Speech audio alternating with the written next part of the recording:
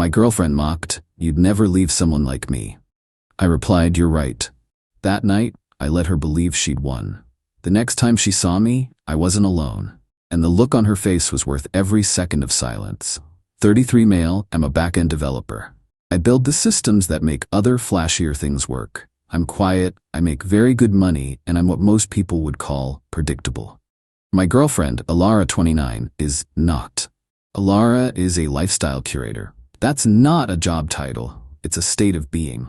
She curates brunch, she curates her outfits, she curates a following of 30,000 people who watch her curate. We've been together for 3 years, and for the last 2 she's lived in my house, my name on the mortgage, my name on the bills. She contributes vibes and occasionally buys an expensive vegetable.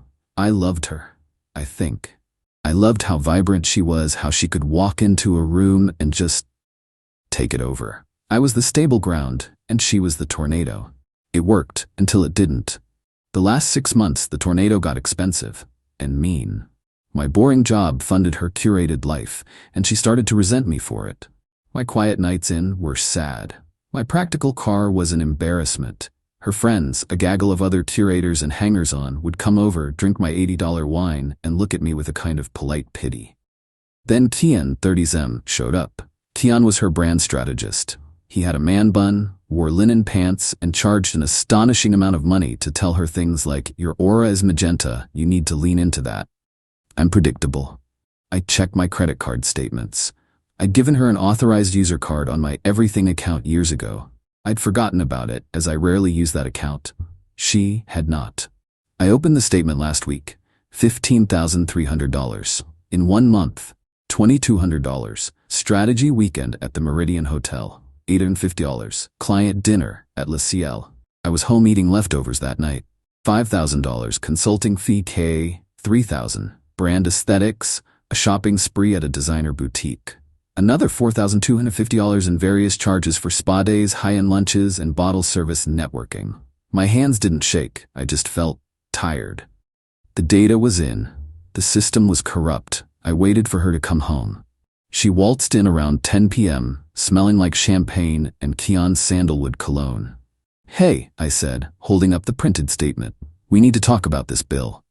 She glanced at it, her lip curling in a way that was meant to be playful but was just ugly. Finance? Really, Theo? It's just startup costs. Kian is building my brand. You have to spend money to make money. You spent $2,200 at a hotel with him, Alara. It was a strategy session, she snapped, her voice high. We were mapping out my Q4 content, something you wouldn't understand. This is my money, Alara. You're spending it on another man. She stopped. She turned. She actually laughed, a cold, sharp, barking laugh. She walked right up to me, her face a mask of beautiful contempt. "So what if I am?" she whispered, her voice full of ice. "What are you ever going to do about it, Theo? You're too weak. You're too boring. You'd never leave someone like me. You could never get someone like me again." I looked at her, really looked at her.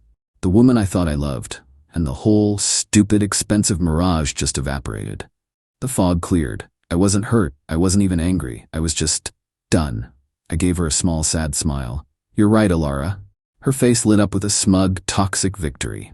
She thought she'd won. She thought she'd put me back in my boring little box. "Good," she said, patting my cheek. "Now, be a doll and bring me a glass of wine. Tian has me on this new content schedule and I'm exhausted." "Of course," I said. I went to the kitchen. I didn't get her a glass of wine. I went into my office, closed the door, and sat down at my desk. The system was broken. Time to build a new one. I opened my laptop and made my first call, not to a therapist, to a lawyer. Update 1. It's been 3 weeks since the confrontation. 3 weeks of silence. I've been the perfect, beaten-down, predictable boyfriend. I've been quiet, agreeable, and completely invisible. I apologized the next morning for questioning her. I said she was right. Her brand was important. Her entitlement, fueled by her win, has been breathtaking. She's been treating my house like her personal party venue. She's had Kian and her curator friends over constantly. They lounge by my pool, drink my liquor, and order catering on my accounts, which I've been quietly documenting and paying for now. She's been driving my car, a luxury sedan I bought last year, telling friends I gave it to her as an apology. She really truly believes she has crushed me. Theo, babe, can you go pick up my dry cleaning?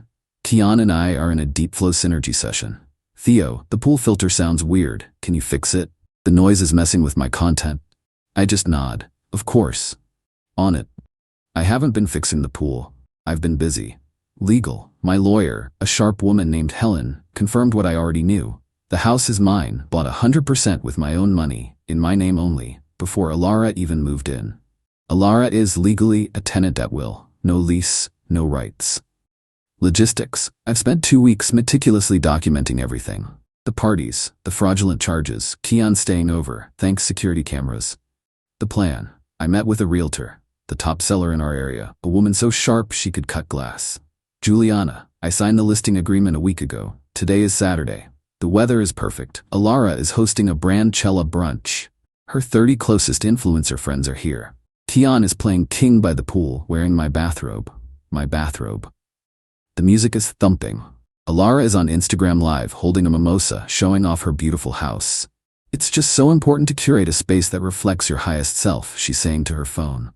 That's my cue. At 1 p.m. sharp, a car pulls up the driveway. Not a flashy one. A tasteful, expensive SUV. I walk out the front door wearing a suit for the first time in months. Alara sees me and frowns. Theo? Where are you going, and what are you wearing? You look like a mortician. I don't answer. Juliana gets out of the SUV, followed by a well-dressed couple in their 50s. She's all business, holding a leather-bound folio. Theo. Good to see you, Juliana says, shaking my hand. And this must be the, current resident. Alara's smile is frozen. The music seems to fade. Her friends are all watching. Kian has stopped his synergy session. Alara, I say, my voice calm and clear. This is Juliana from Premier Properties, and this is Dr. and Mrs. Alistair. They're here for the 1 p.m. private viewing. Alara's mimosa glass visibly shakes. Viewing? What are you talking about? Juliana steps forward, beaming a predatory smile. Hi, Alara. What a lovely party. Theo has decided to sell this beautiful property, and the Alistairs are very interested buyers. We're starting with the outdoor entertainment spaces, so if you and your guests could just clear the pool deck, that would be wonderful. We need to show the cabana. The silence. Oh, it was beautiful. 30 phones, all previously recording content, are now just held limply. Kian stands up, the bathrobe falling open. Hey man, what is this? You can't just kick us out. I'm not, I say, turning to him. I'm just asking you to move so my realtor can show the property. My apologies for the interruption. Please continue curating. Alara finally finds her voice. It's not a yell. It's a high, thin shriek. Theo, no, you can't. This is my home. This is my brand. I look at her, the same calm, sad smile from 3 weeks ago. You're right, Alara. I'd never leave you. You told me so yourself. But the house, it's just an asset. A predictable, boring asset, and I'm liquidating it. I turn to the Alistairs. If you'll follow me, the master suite has wonderful natural light this time of day. The look on her face, her perfect, curated, beautiful face, just crumbling. It was worth every second of silence, every dollar she stole. As I walked away, I heard the first influencer quietly say, I think I have to go. The party was over. Update 2. The Branchella brunch ended, as you can imagine, immediately. It was like a bomb went off. Her friends scattered like cockroaches. They didn't say goodbye. They just vanished. Kian, the brand strategist, apparently had a client emergency and was one of the first to bolt. Left her standing there alone by the pool. Juliana and the Alistairs were masterful. They toured the entire house, politely ignoring Alara, who was now just vibrating with rage in the kitchen. After they left, the real storm hit. You did this to humiliate me, she screamed. She was throwing things. Expensive, curated things. A $400 vase, a gift to herself, on my card, shattered against the wall. You, programmer, you can't sell my house. I just stood in the entryway. I didn't flinch. It's not your house, Alara. It never was. It's mine, and I am selling it.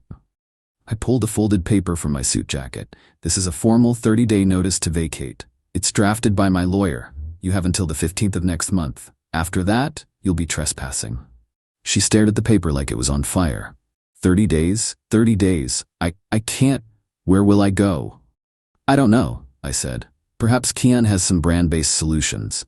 You have 30 days to curate a new living situation. I'd start now. I left. I went to a hotel. I'm not stupid. I wasn't staying there with her. The 30 days have been a masterclass in entitlement. She's been cycling through every tactic in the narcissist's playbook. Phase 1, the victim. She didn't move. She didn't pack. Instead, she called her mother, Corinne. Corinne called me, sobbing. Corinne, Theo, please, I don't know what got into you. Alara is a wreck. She's fragile. You can't do this to her. You're her rock. Me, Corinne, I'm selling my house. Alara has been given a generous 30-day notice to find a new apartment. She's an adult. But she's not ready.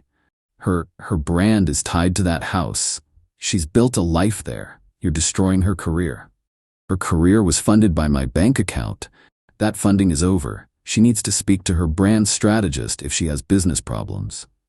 You're a monster, Theo, a cold, heartless monster. She loved you. Me, no, she loved my house and my credit score. Goodbye, Corinne. Qley's 2, the seductress. A few days later, I get texts, not angry ones, pictures, her in lingerie, her by the pool. Baby, I miss you. Don't be like this. I was stupid. I was scared of how much I loved you. Kian is nobody. You're my king. Come home. We can work this out. I'll make it up to you. I'll get a job. A real one. Just don't do this to us. I screenshotted them, sent them to Helen, my lawyer, did not reply. Phase 3, the saboteur. Dirty trick. This is where I almost lost it. I've been coordinating with Juliana for the open house this past weekend. We had to. The private viewings were too easy for Alara to disrupt. I went to the house on Friday night. After she'd gone out, I've been monitoring the security cameras remotely. I needed to make sure the place was presentable. I opened the door and the smell of mildew hit me like a wall. I walked into the living room. The ceiling was sagging. Water was dripping from the light fixture. I ran upstairs. The master bathroom. She had plugged the overflow drain on the $10,000 freestanding tub, turned the water on, and just left it. It had been running for hours. The water had poured over the edge, soaked the new hardwood floors they were cupping, and streamed down into the living room, ruining the ceiling, the plaster, and the built-in bookshelves. She'd done it on purpose, to sabotage the sale, to punish me. She found it later. Alara, via text. OMG, Theo, the tub overflowed. I don't know what happened. It's a disaster. I guess you'll have to cancel the sale. It's a sign the house wants us to stay. My hands were shaking. All the calm, collected planning, gone. This was thousands, tens of thousands in damage. I didn't reply. I called my insurance company. I called a water remediation team who cost a $5,000 emergency fee. And I called my lawyer. Helen, I said, my voice tight. She just flooded the house. Helen was quiet for a second. Okay, Theo, this is no longer a civil matter. This is deliberate property damage. We're filing a police report, and we're moving up the eviction. Alara thinks she won. She thinks she's safe. She thinks she's delayed the sale indefinitely, and that I'll have to negotiate with her. She has no idea what she just did. She didn't just break a tub. She just gave me the final piece of evidence I needed. Her 30-day notice is up. Tomorrow. She hasn't packed a single box. She's in for a very, very rude awakening. Final update. It's been 2 months. I'm in a new apartment. It's a rented condo downtown, minimalist and blessedly quiet. The house is sold. It was a nightmare, but it's done. Here's how the final act went down. After the flood, I moved. Fast. I couldn't live in the house. I had the remediation team gut the living room ceiling and dry out the master bath. The insurance claim was a mess, but I had the text messages where she discovered the flood and the security camera log showing her leaving the house hours before she sent that text. It was blatant. My lawyer, Helen, was a shark. The deliberate property damage, which we had a contractor estimate at over $30,000, allowed us to file for an emergency writ of possession. The 30-day notice was now just a formality. We had cause. The judge, seeing the photos, the texts, and the repair estimates, signed it immediately. The eviction, day 31. Alara's 30-day notice was up on a Tuesday. She was still in the house, probably celebrating her win. She'd posted an Instagram story that morning. Sometimes you have to fight for your home. Blessed, strong woman. 8 a.m. I showed up. She thought I was alone. She opened the door in a silk robe, a smug smile on her face. Theo, come to beg. I told you the house didn't want to be sold. Her smile died. Standing behind me were 2 sheriff's deputies. Ma'am, are you Alara last name? The first deputy said, not unkindly. Yes? What is this? We have a writ of possession for this property. You are no longer a legal resident. You have 1 hour to gather your personal necessities. A moving crew, hired by the plaintiff, will be here at 9 a.m. to remove the remainder of your belongings. Her face went from smug to white to a blotchy, ugly red. No, you can't. I have rights. This is my home, Theo, you bastard. Your rights ended when you deliberately flooded my home, I said, my voice dead. The judge agreed. She tried to slam the door. The deputy put his hand up. Ma'am, that's not a good idea. Please, gather your things. She tried to call her mom. She tried to call Tian. I could hear his voicemail greeting from the doorway. He didn't answer. Shocking. She just broke. She started screaming, just an incoherent animal rage. The deputies were unmoved. At 9 a.m., the movers I hired showed up. I gave them instructions. Box everything. Take it to this storage unit. I'd prepaid for 1 month at a unit 5 miles away. I handed Alara the key. Here, the rest of your brand is here. You can curate it from storage. She was forced to stand on the lawn in her robe, holding a duffel bag, while a team of 4 guys systematically emptied her life onto the curb and into a moving truck. Her friends, her clothes, her stupid, curated driftwood. All of it. Gone in 2 hours. The neighbors were watching. It was quite the show. The financial fallout. The revenge. But I wasn't done. Oh no. The flood. The $15,300 in fraudulent charges. I filed a suit in small claims court. Our local limit is $25,000 for the exact amount.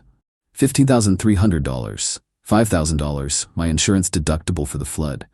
$4,700, the portion of the water damage the insurance didn't cover. They fought me on deliberate acts. Total, $25,000. She was served. She didn't show up. She was probably still catatonic at her mother's house. I won. A default judgment for $25,000. The aftermath. I had the house repaired. It took another month. I sold it. I took a hit on the final price because of the damage history, but I didn't care. I was free. I heard through the grapevine what happened to Alara. She's living with Corinne in her childhood bedroom. Her career is over. You can't be a lifestyle curator from a twin bed with a floral comforter. Her 30,000 followers bled away when the content dried up. Tian is gone. Vanished. Blocked her on all platforms. And that $25,000 judgment? It's not just an IOU. It's a legal, binding debt. I sent it to a collections agency, a very persistent one. Her credit isn't just shot, it's obliterated. She can't get an apartment. She can't get a car loan. She can't even get a credit card. She is, for all intents and purposes, financially trapped. She thought I was weak, predictable, and boring. She thought I'd never leave someone like her. She was right. I didn't leave her. I just foreclosed on her entire life. She forgot that predictable and methodical are the same thing. She thought she was a tornado. She forgot I'm the guy who builds the storm shelters. It's quiet in my new place. I'm dating someone. A lawyer. She thinks the story is horrifying, but she also appreciates the paperwork. Alara wanted a curated life. She got one. A life of consequences curated entirely by her.